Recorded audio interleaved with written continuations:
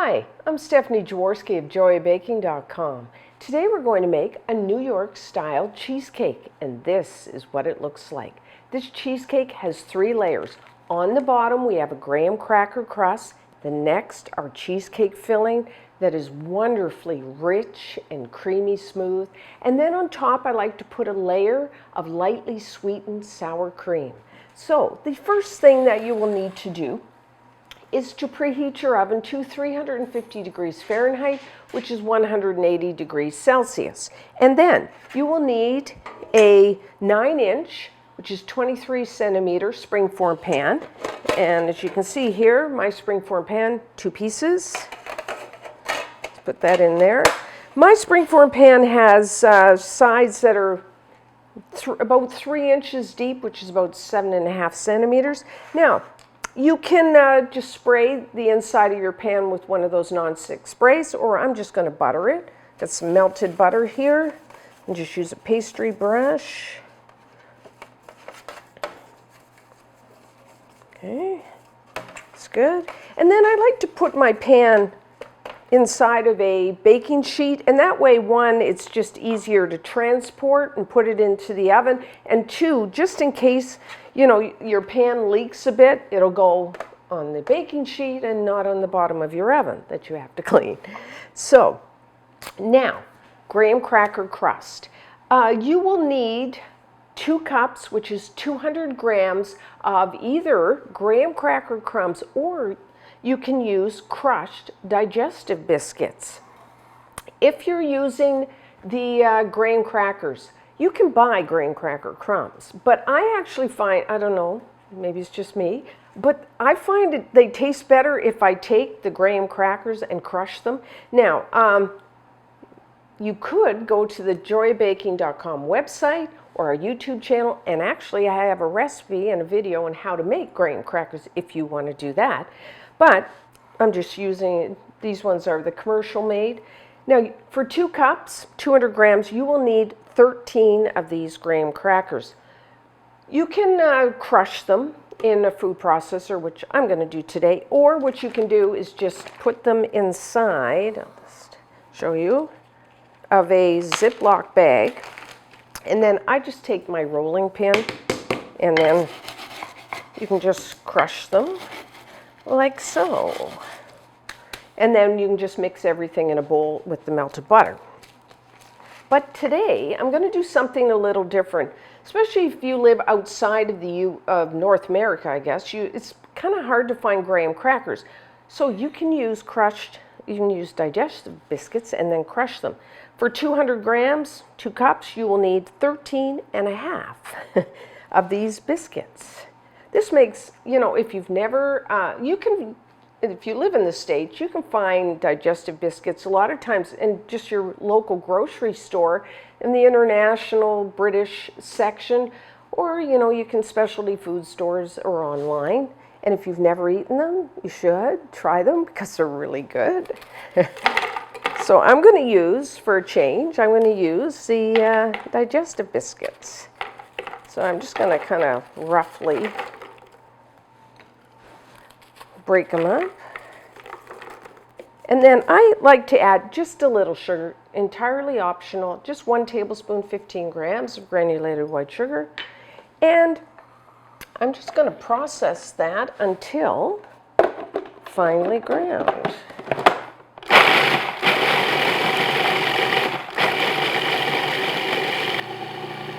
Okay, so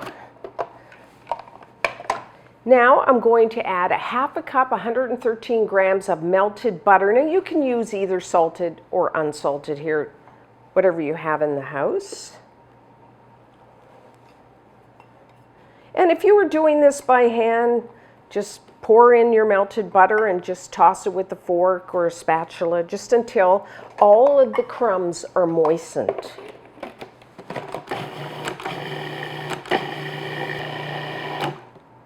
Okay, pretty easy. This is probably the easiest of all the crusts. No flour, pastry, and all that, nothing to worry about. Just very easy. Okay.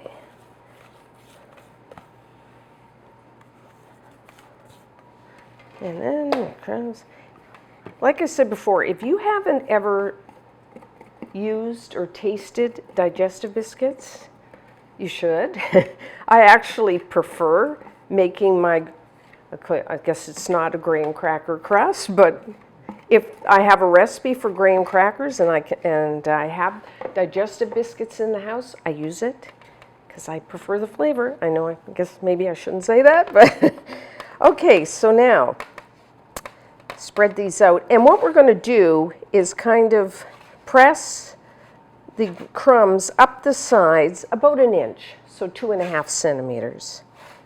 So just go around and do that. Press really firmly. You want the, a really compacted, I guess you'd say, crust. And I just use my fingers. I mean, you could use the back of a spoon or an offset spatula, but I just use my fingers.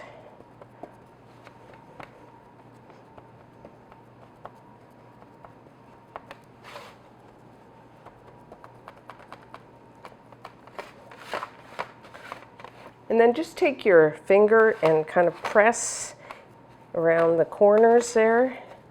A nice edge. And then once you do that, we're just going to chill this. So cover it and put it into the refrigerator to chill. And then when we come back, we will start our cheesecake filling. So now for our cheesecake filling. If you have a stand mixer like I have here, use your paddle attachment. You could use a hand mixer, or really you can make this by hand, large bowl with a wooden spoon. The first thing you will need, of course, is cream cheese. Lots of cream cheese. You will need 4 8-ounce packages, which is 2 pounds, 900 grams of, you want your full fat cream cheese, not the reduced fat, fat-free, no. The full fat. And you want it at room temperature. So, there we go. And then, in a separate bowl, I have 1 cup, 200 grams of granulated white sugar. To that, I like to add a little bit of lemon zest to the cheesecake batter because, the cheesecake is quite rich. And just a little bit, it's not too much, like 1 tablespoon, 4 grams of grated lemon zest, just kind of cuts through the richness, but there's a little bit of tang, but not much because we got a lot of filling here. So you will need about 1 lemon. You can measure the tablespoon, but I just use 1 large lemon. Wash your lemons, try to use organic, and then to remove the zest, I'm just using a microplane. You could use your box grater, but you want to make sure you just grate that yellow outer skin, not that white underneath because it's quite bitter. And there's a lot of flavor in the zest. And then I'm just going to put that right into my sugar there. And the reason I'm doing that is when you grate lemon zest, it tends to kind of clump. And I really don't like when I bite into my cheesecake if there's a clump of lemon zest. So if you put it in your sugar and then I just take a fork and kind of, the sugar will kind of unclump it? No, I don't know. Is that a word? I don't know. And also, the oils from the zest kind of flavor the sugar, so that's good too. I can really smell that. It's wonderful. And then, I'm going to add to my sugar here 3 tablespoons, 27 grams of all-purpose flour. You may know that as plain flour. Now, there's cheesecake recipes, and some on the site don't have flour, and this one does have flour. The difference is your cheesecake will have, the difference would be when you use flour, it gives your cheesecake like a slightly more cake-like texture, which I want here. So, done that. Make sure. And I'm going to put that right in here, along with, I like vanilla. If you watch Jory Bacon, you know I like vanilla. So I'm adding 1 teaspoon, 4 grams. I'm actually using vanilla bean paste, but you could just use pure vanilla extract. The difference between the extract and the paste is that the paste has the seeds of the vanilla bean, which I like the look of that little speckled look in the cheesecake. Okay. So now we are going to beat this. Now, when you do cheesecake batters, you don't want to put your mixer speed at high. You want it low. And the reason is we don't want to beat air into our batter because we want New York style cheesecake is very dense. And so you don't want to beat a lot of air into it. So have your mixer on medium-low speed. And we're just going to mix this until everything's mixed together and it's wonderfully creamy smooth. Now, cream cheese is very sticky. So I will have to, or you will have to, stop your mixer quite a few times and scrape the sides and bottom of your bowl until you get it really nice and smooth.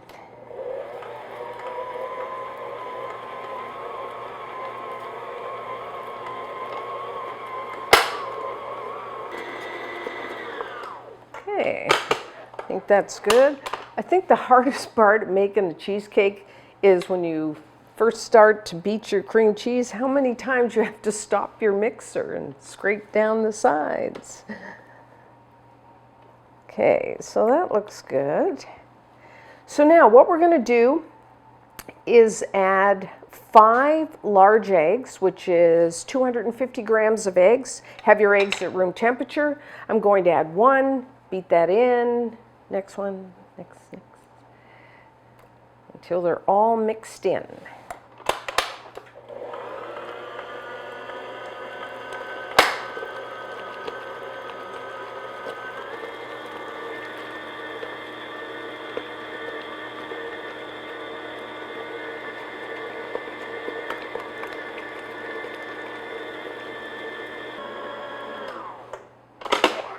Okay, so that's our eggs. Now, as I said, and I don't think I can say it too many times, make sure you scrape the sides and make sure you get to the bottom of your bowl because that cream cheese will just stick down there. And then if you don't scrape enough, when you pour the batter into your pan, you're going to get this like clump of cream cheese at the bottom, which you don't want. So we have one more ingredient. You will need 1/3 cup, 80 milliliters, 80 grams of heavy cream, heavy whipping cream, and that's cream with a 35 to 40% butterfat content. Have your cream at room temperature, and then I'm just going to add that. And while I beat this in, I'm going to go get my crust that's chilling in the refrigerator, and we will be ready to bake our cheesecake.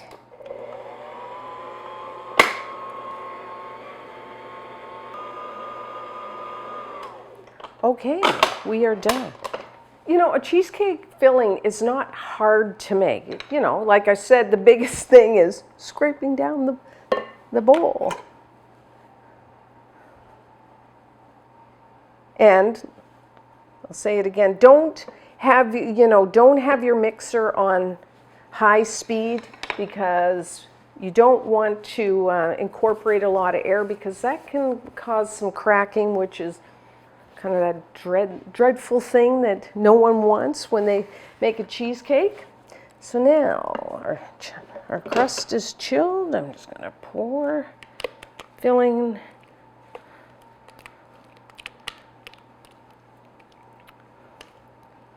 This cheesecake, you know, is quite deep, you know, so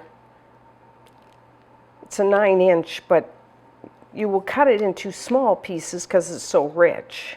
So it really will serve a lot of people. And I don't know whether you know this, but you can freeze cheesecakes, which I will talk about later. I get a new one. How you do that. So just smooth the top. Okay. Baking cheesecakes, you know. Everyone worries about that cracking, which you don't want, if possible. So everyone's oven is a little different. What we're going to do is bake this for 15 minutes at the 350 Fahrenheit, 180 Celsius. Then you want to reduce your oven temperature to 250 degrees Fahrenheit, which is 120 degrees Celsius. And then you're going to bake it another 60 to 70 minutes, depending on your oven. What you are looking for is the outside will be set. It'll look dry, but the center, probably at least, what's that, about 2 inches, 5 centimeters. The center will still look a little wet. And then if you gently shake your pan, it will just jiggle just a little. You want that little wet in the center, because as the cheesecake cools, that will finish baking. Because a big problem with cracking is over baking your cheesecake. So, I mean, time, yes, we need a time, but you really want to look at your cheesecake, and that's really what you're going on. So 15 minutes at the 350 Fahrenheit, 180 Celsius, then reduce it to 250 Fahrenheit, 120 Celsius for 60 to 70 minutes.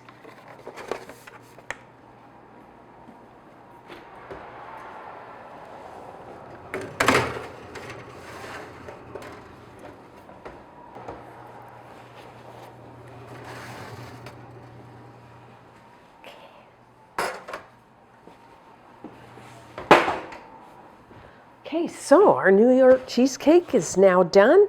As you can see, it's probably hard to tell with the light, but the outside is set, but the inside, right in the center, is still a little wet. So now, this step is entirely optional. It is, so you will need 1 cup, 240 grams of sour cream, full fat. Have your sour cream at room temperature. And then I'm going to add 2 tablespoons, 30 grams of granulated white sugar, along with a ½ teaspoon of either the pure vanilla, I'm using the paste again because I like the little vanilla seeds, but you can use extract.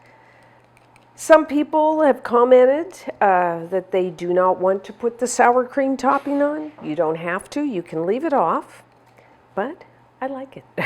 So I'm going to put it on.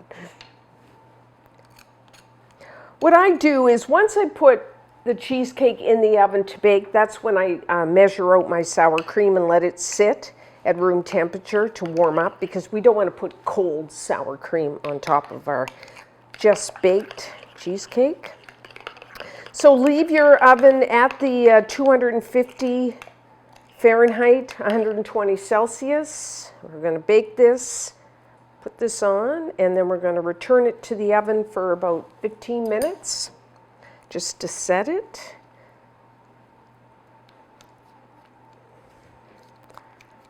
If your cheesecake doesn't look quite the same color as mine, it's, the color of your eggs, the egg yolks, so it could be a little lighter or darker. Just spread it out.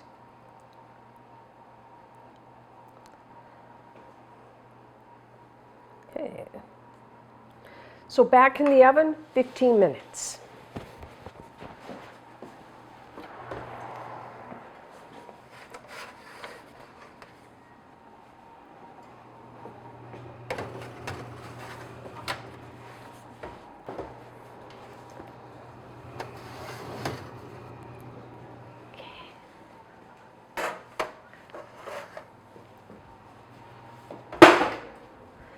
So our cheesecake is done.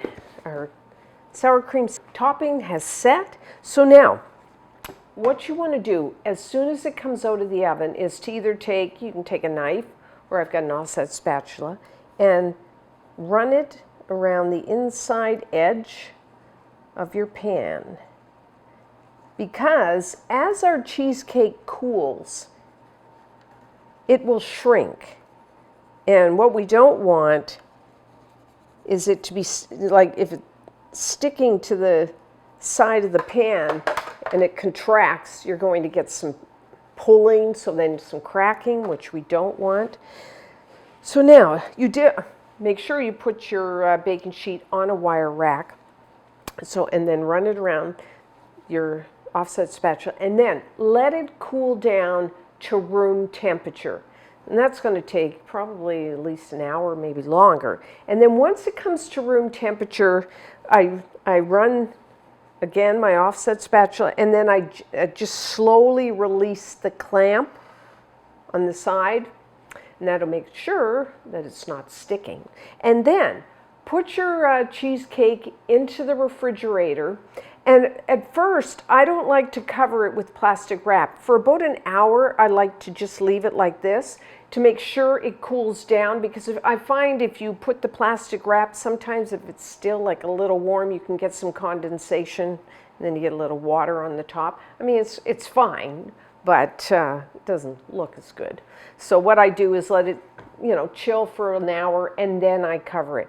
Now, cheesecakes, I mean, I could say you could let it chill for 8 hours and then cut it, but really, I think 24 hours. That'll give it time to kind of firm up, get a really nice firm texture so it's easier to cut. And I also think, the flavors need time to kind of mix together and, as they say, mingle. So that's what I would, a day. So that's what I'm going to do, and then tomorrow we will come back and we will cut a slice. So now, I did chill the cheesecake overnight so it's nice and firm, and then with the sharp knife, you can just cut through. Now in between cuts, you can have a glass of hot water and then just kind of dip it in and clean that off so you get a nice clean cut.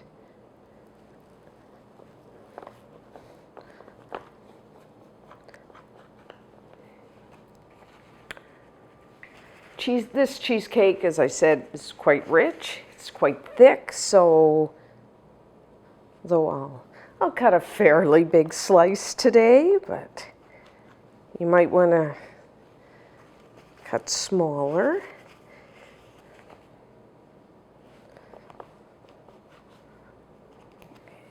Just one more. Let's see. Make sure I cut through.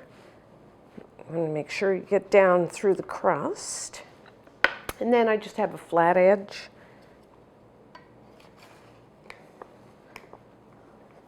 First one's always a tough one to get out, but there we go. Oh. Doesn't that look good? I just think cheesecake looks so nice. It's very good on its own, but you could serve it with fresh fruit or like a strawberry sauce or raspberry sauce. You can go to the joyabaking.com website. I have recipes for that. I even have a blueberry sauce. Let's try some.